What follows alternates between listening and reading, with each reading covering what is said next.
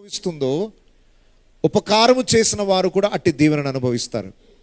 మీకు కొత్త నిబంధనలో ఒక సంఘటన గుర్తు చేస్తాను.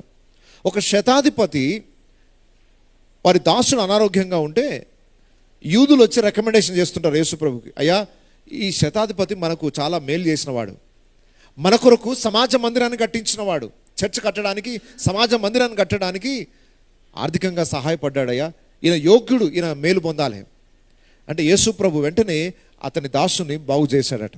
ఎందుకంటే ఇతడు యూదుల సమాజ మందిరం కొరకు కొంత సహాయపడ్డాడు, ఖచ్చితంగా ఇతడు మేలు అనుభవించాలి.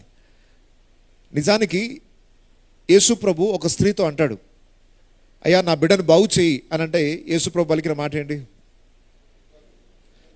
పిల్లలకు పెట్టేది కుక్కలకు పెట్టద్దు కదా. అంటే ఆ సమయంలో ఈ ఆశీర్వాదము ఇంకా అన్యజనుల యొద్దకు రాలేదు.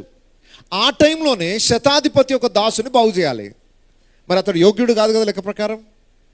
అది ఇజ్రాయేలుకు మాత్రమే ఆశీర్వదింపబడాల్సిన కాలం అది. ఆ సమయంలో ఇజ్రాయేలు మాత్రమే అనుభవించాల్సిన స్వస్థత, విడుదలని దేవుడు ఎవరికి ఇచ్చాడు అన్నాడు? ఒక శతాధిపతి దగ్గర ఉన్న దాసుడికి. ఎందుకు ఇచ్చాడు? ఇతడు మన సమాజ మందిరానికి మేలు చేశాడు.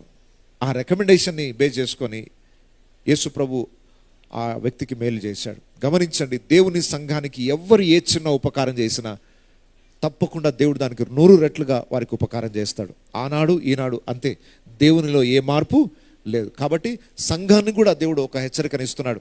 కొంతమంది చర్చ్లో ఉంటూ